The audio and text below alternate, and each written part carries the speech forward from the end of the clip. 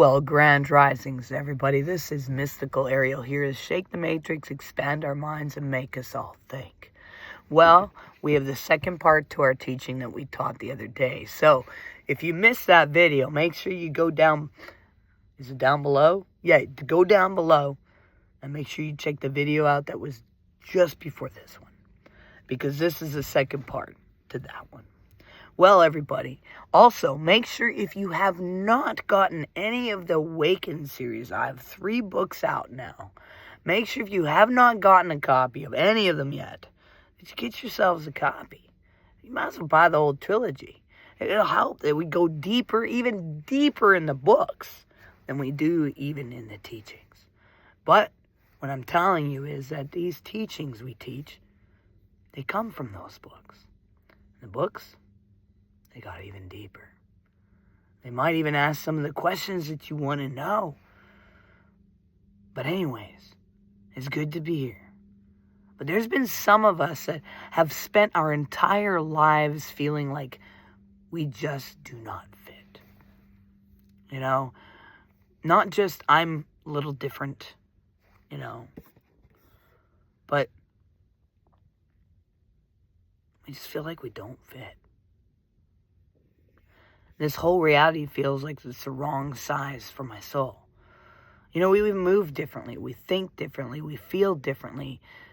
We watch the same world everyone else watched. The same world. The violence, the betrayal, the cruelty.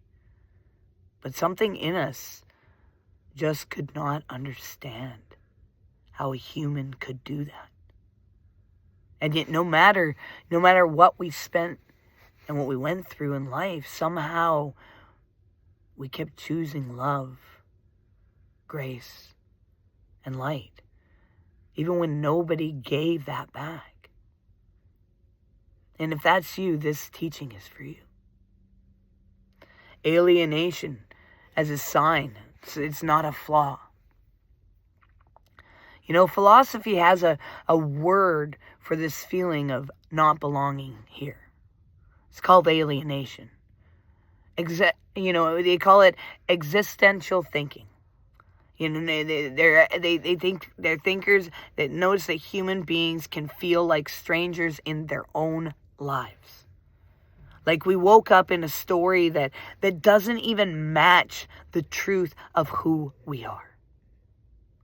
And it's not just a social awkwardness. It's a spiritual ache. A sense that the script we were handed is too small, too shallow, too cruel for what our hearts know is possible. But here's the key. This feeling is not proof that something is wrong with you at all. It's proof that something inside you still remembers what right feels like.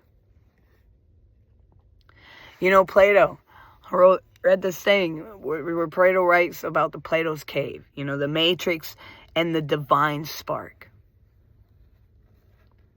And let's go way back. You know, Plato's cave gave us this image, right, of this cave. Imagine this image in these caves, and these people are chained up their whole lives on this, and that's all they know, and then the flickering fire, and that's all they know. And they're facing the wall, watching these shadows on a wall, but they believe these shadows they all exist, they're real. But see, one person, all of a sudden, his chains break free off the wall. And he steps outside. And he sees the sun. He sees the trees. He sees the mountains. He sees the ground. And it was beyond what was there in front of him. He sees the real light. And then comes back trying to tell everyone, hey, this isn't all there is. But what happens? Oh, man. They call him crazy, a liar. And they want to kill the one who saw the light. Now you go into ancient Gnostics, they said that something very similar. They were taught that we live inside a constructed world, a kind of spiritual matrix, shaped by lesser creator. What they called the demerge, full of systems and illusions that keep us distracted, divided, and asleep. But inside each human is the divine, the diamond, the spark, a fragment of the true source of pure consciousness dropped into matter. And that spark is the part of you that looks around and says, hey, none of this makes any sense to me. This isn't home. This isn't the whole story. You might even be the ones that just continuously look up at the stars.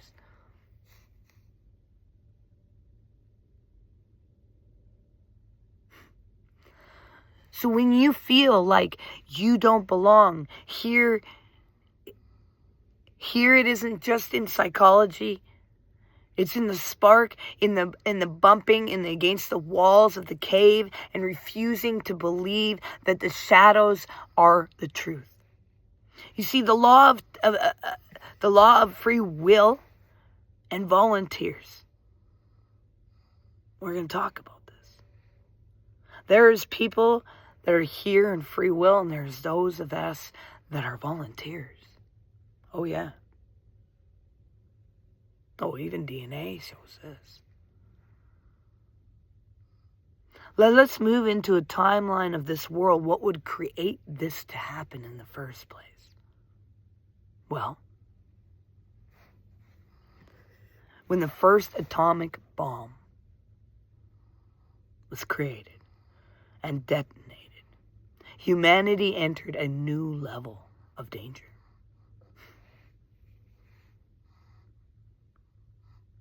And for the first time, we held in our hands the ability to erase ourselves on a planetary scale. But not just that. The Gnosis, there is a universal law that no outside force can override the free will of a conscious being or a world. That means no guide, no angel, no galactic federation, no higher intelligence is allowed to just land and fix. They can't. They cannot land and fix humanity from the outside. For all those who believe that can happen, not allowed. Know these rules. Not allowed. This is a universal rule. So what do? You got a different plan then.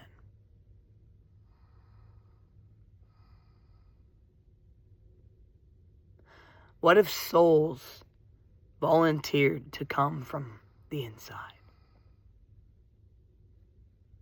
What if consciousness agreed to incarnate as humans, to enter the bloodlines of Earth, to live as ordinary people, but with extraordinary assignments written into their beings that nothing they could do would ever detour away from that? They knew I will forget who I am. I will walk through trauma, density, confusion, and when the time is right, I will remember what I said yes to. This is where many of you come in. A lot of these souls started incarnated heavily after World War II, roughly between 1945 and 1980. They were the ones labeled hyper-distracted, too sensitive, too emotional, and they were medicated, criticized, told to be still and be normal. They didn't need to be slowed down. They needed to be heard. And you felt this. See, the normal life script made zero sense to you.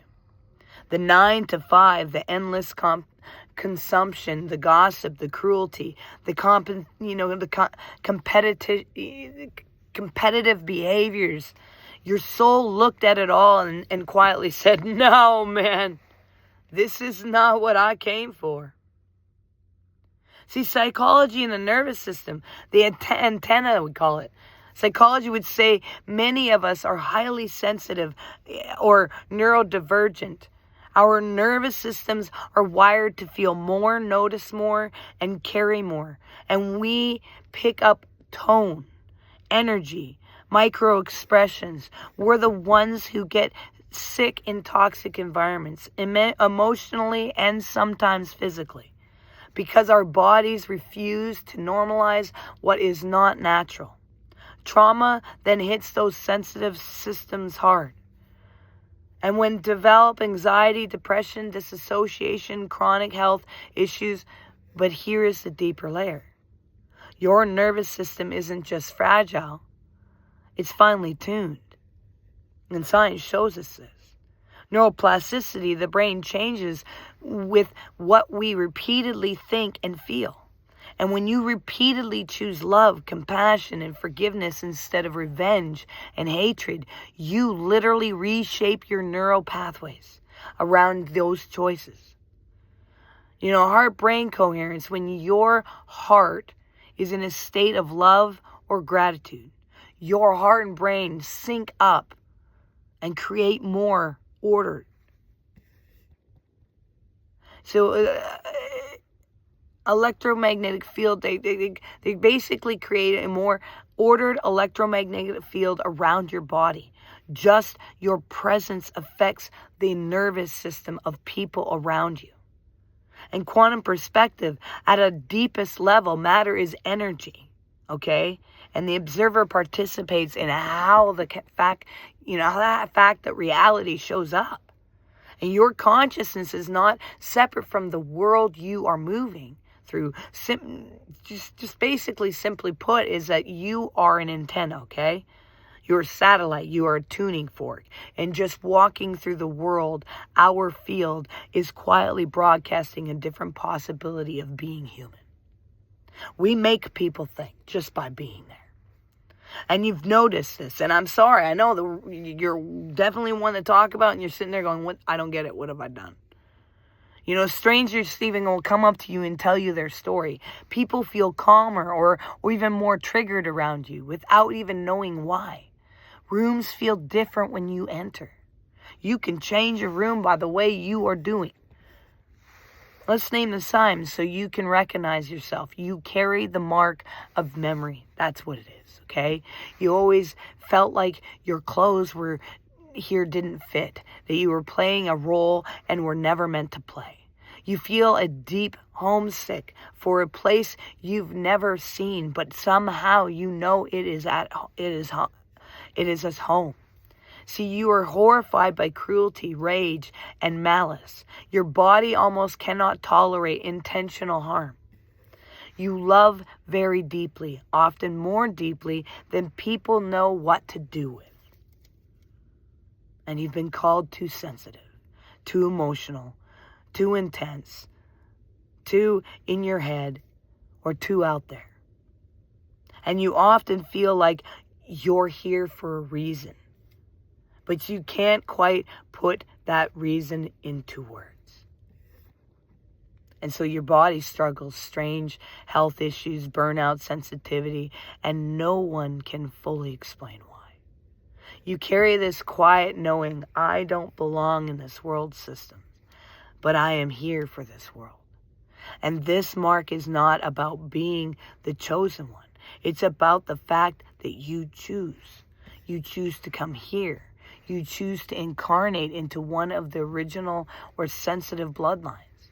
You chose to walk through the fire of trauma, not because you deserve it, but because your light had to be forged in real conditions.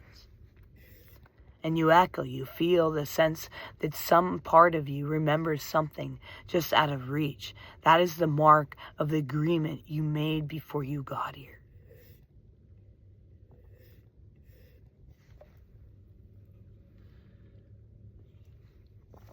So there's a philosophy of choice, which is who you really are.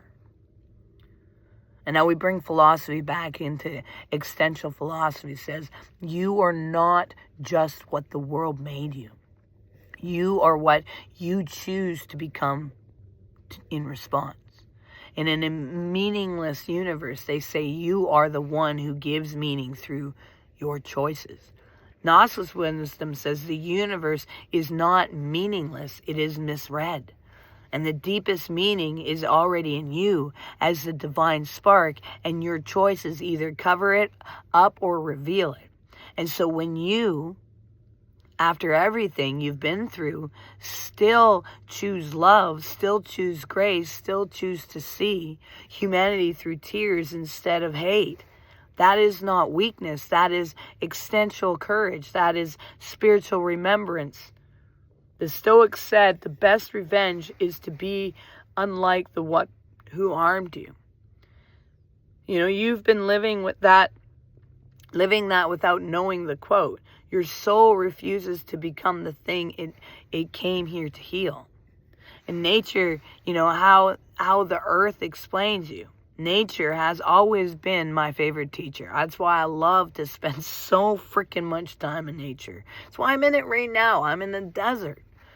You know, but you got to think about a forest for a moment. Beneath the soil, there is a hidden network of roots and mycelium sharing nutrients, sending signals, keeping the whole ecosystem alive. And on the surface, you see individual trees below, and it's all one. And you are like the network. On a surface, you like just one person. Underneath, in the unseen, you are connected into the entire field of life. Think about a caterpillar that crawls through its world thinking that all there is. Then the cocoon comes a dark, dissolving, terrifying moment. The in-between, chrysalis, where the caterpillar literally breaks down into basically imaginal cells. And those imaginal cells carry the blueprint of butterfly. And many of you are in that cocoon. Your old identity is dissolving, and your body is tired, and your relationships are shifting. And your mind is saying, what is happening to me? What's happening is this, that the volunteer is remembering you. The watcher is walking and waking up in the human form, and the divine spark is burning through the shell. See, your mission is not to fit, but to shift. So what are you actually here to do? Your mission is not to fit into a broken system. Your mission actually is to shift the field by the way you are within it. So every time you refuse to become bitter, you change the field. Every time you choose curiosity instead of judgment, you change the field. Every time you sit with your own pain instead of projecting it onto someone else, you change the field. And every time you love someone who does not know how to love you back, and you still keep boundaries and self-respect, you change the field. This is the philosophy that live choosing your being. This is psychology, healed, integrating your trauma instead of passing it on. This is science, embodied, a coherent heart and mind radiating order into a shared field. This is agnostic truth, remembered. The divine spark recognizes itself and quietly burning away the illusion of separation. You are not here to save everyone at all. You are here to be a different frequency inside the human story. That's it. You could be living on a mountainside and change the entire freaking area and beyond. Because you're there. You're the Trojan horse in the system. But instead of here to destroy, you're here to destroy the old system and restore the original design. So if your whole body right now is vibrating right now, if there is a part of you saying, I knew this. I've always freaking know this. I want you to hear me for a second. You are not broken. You are not behind. You are not crazy. You are not from here in the way that you were told or taught. That's why you kind of so different than even your own family and everyone else around you. You're not from here. You're here on purpose, dudes and dudettes. You carry a damn mark, the echo of a choice you made before a life. And you carry a divine spark that has never been separate from the source of all existence. You are the antenna. You are a watcher, a guardian, a volunteer, a pioneer of a new way of being human. And it's not being the chosen. So I'm going, yeah.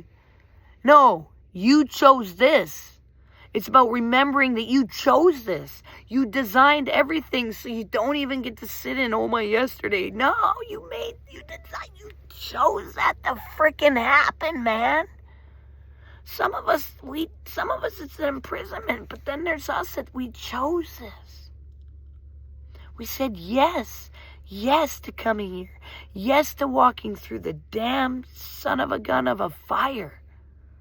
Yes to forgetting and then remembering, and now, right now, in this body, in this timeline, what you need, it's here.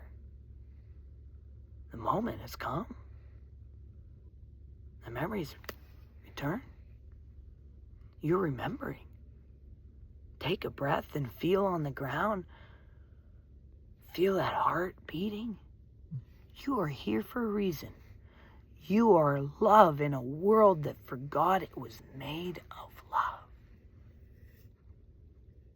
And your very existence is already doing more for this fucking planet than you see inside that cave. It's time to come out. Peace. See you next time.